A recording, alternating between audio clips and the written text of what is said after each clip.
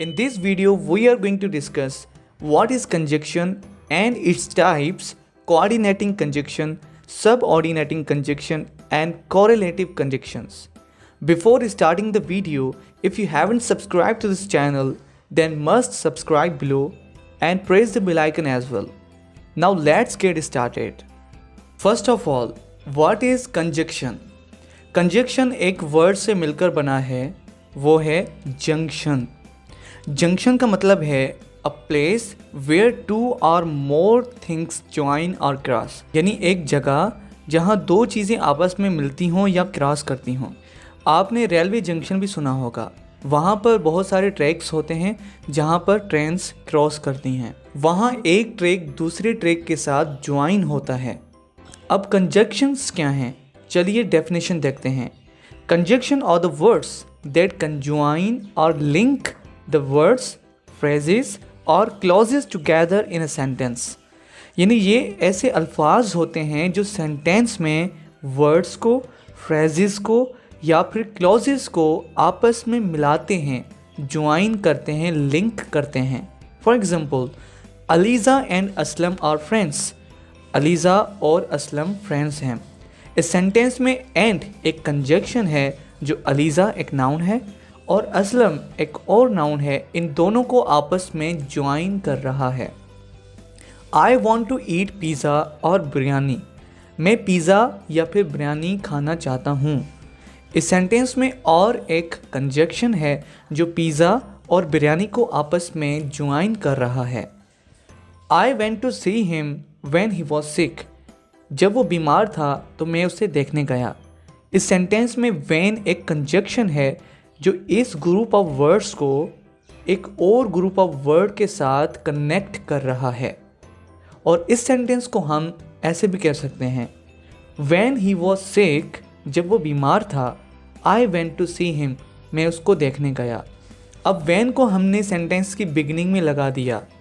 तो कुछ कंजक्शंस ऐसे होते हैं जो हमेशा बीच में ही इस्तेमाल किए जाते हैं, उनको हम सेंटेंस की बिगिनिंग में नहीं ला सकते। लेकिन कुछ कंजक्शंस ऐसे होते हैं जिनको हम बिगिनिंग में भी यूज़ कर सकते हैं। Now turn to the types of conjunction.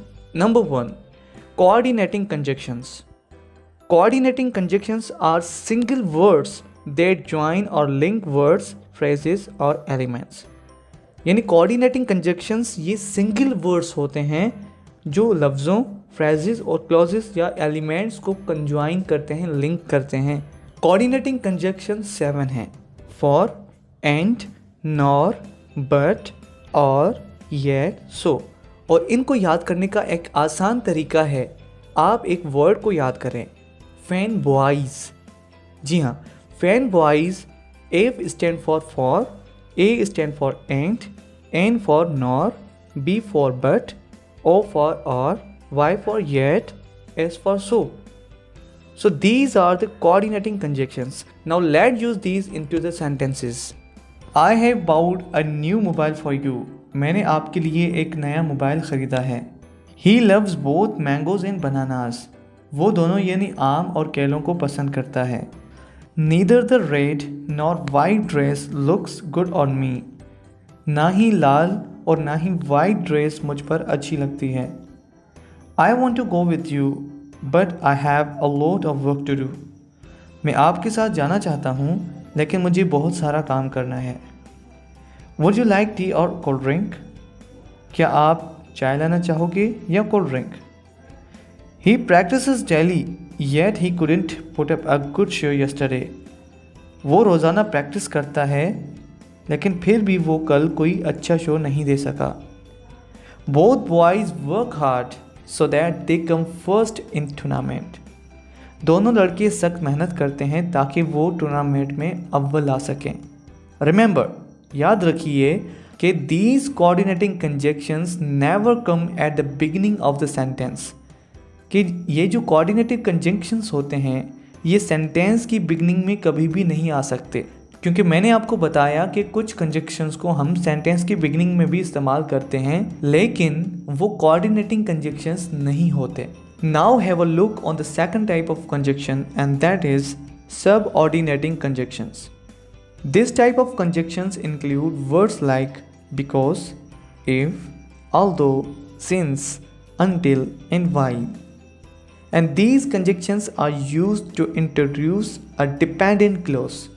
और ये जो कंजक्शंस हैं ये किसी डिपेंडेंट क्लोज के साथ इस्तेमाल किए जाते हैं। अब हमने अपनी प्रीवियस वीडियो जो हमने क्लोज वर्सेस फ्रेज बनाई थी उसमें डिपेंडेंट और इंडिपेंडेंट क्लोज जो कि क्लोज के टाइप्स हैं उनको डिफाइन कर दिया है। अगर आप वो वीडियो देखना चाहते हैं तो वीडियो की डिस्क्रिप्शन से और ऊपर आई बटन की मदद से आप वो वीडियो देख सकते हो।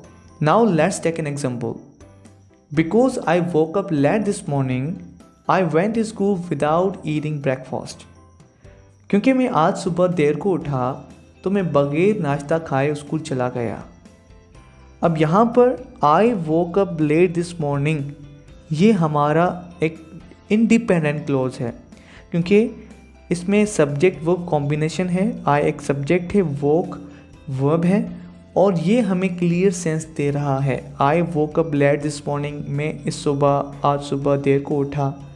लेकिन जब इसके साथ हम बिकॉज को ऐड कर रहे हैं तो ये हमारा इंडिपेंडेंट क्लोज में से डिपेंडेंट क्लोज बन जाता है। कैसे? Because I woke up late this morning, क्योंकि मैं आज सुबह देर को उठा। फिर क्या? तो आप देख सकते हैं कि बिकॉज के ऐड करने से ये हमें क्लियर सेंस नहीं दे रहा और ये इंडिपेंडेंट क्लोज में से डिपेंडेंट क्लोज बन जा रहा है। और जब हम इसके साथ किसी और इंडिपेंडेंट क्लोज यानी I went to school without eating breakfast इसको ऐड कर रहे हैं तो फिर ये जाके कंप्लीट मीनिंग दे रहा है। I went to school without eating breakfast ये एक इंडिपेंडेंट क्लोज है क्योंकि इसमें सब्जेक्ट वर्ब कॉम्बिनेशन भी है और ये हमें क्लियर सेंस भी दे रहा है अगर इसे अलोन इस्तेमाल किया जाए। और इस सेंटेंस को हम इस तरह भी कह सकते हैं, I went to school without eating breakfast because I woke up late this morning. मैं बगैर नाश्ता खाए स्कूल चला गया क्योंकि मैं इस सुबह देर को उठा, देर को जागा। So you can see these subordinating conjunctions can also be used at the beginning of the sentence। और जो coordinating conjunctions होते हैं they can never be used at the beginning, लेकिन subordinating conjunctions को हम beginning में भी इस्तेमाल कर सकते हैं। Now let's use these subordinating conjunctions into the sentences। If he comes, what will you do? अगर वो आता है तो आप क्या करोगे? Although she has come here several times, she hasn't met me yet।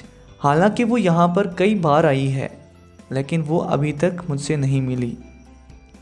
Since I had met him once before, I recognized him right away।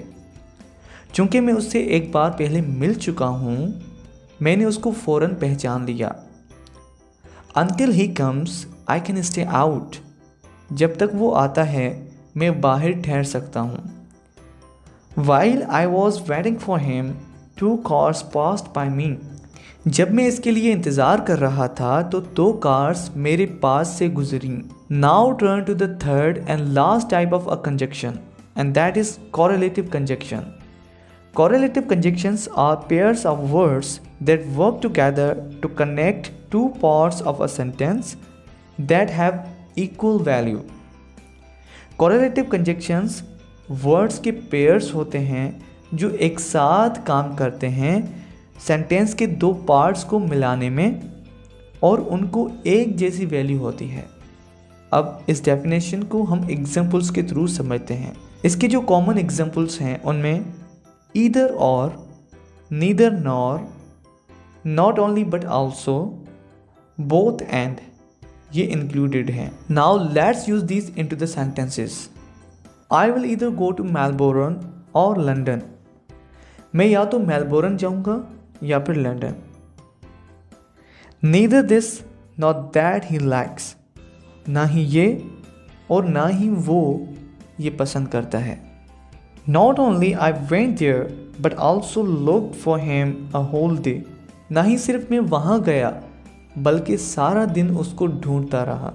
Both the son and father plays cricket daily। दोनों बाप बेटे रोज़ाना cricket खेलते हैं। अब इन sentences में देखें, हमने डेफिनेशन में कहा कि ये 2 पेयर्स ऑफ वर्ड्स होते हैं जिस तरह ईदर और, neither nor, not only but also, both and. और हमने कहा कि उनको एक जैसी वैल्यू होती है। वो कैसे? अब अगर इन सेंटेंसेस में से हम किसी भी एक को हटा लें तो क्या ये सेंटेंस हमें सेंस देगा? बिल्कुल भी नहीं। देखें, I will either go to Melbourne, अगर हम आर को हटा लें तो क्या ये सेंस देगा हमें? नहीं। और इसी तरह सेकंड सेंटेंस में से भी अगर हम इन दोनों में से किसी भी एक को हटा लें तो ये फिर भी हमें सेंस या मीनिंग नहीं देगा। तो इससे ये मालूम हुआ कि दोनों को एक जैसी वैल्यू है। तो इसके साथ आज का हमारा टॉपिक एंड होता है। अगर आपको कोई बात समझ में ना आई हो तो आप कमेंट करके हमसे पूछ सकते हो। और अगर आपको ये वीडियो कहीं भी इंफॉर्मेटिव लगी हो तो वीडियो को लाजमी लाइक करें और चैनल को सब्सक्राइब करते वक्त बेल आइकन को ज़रूर प्रेस करें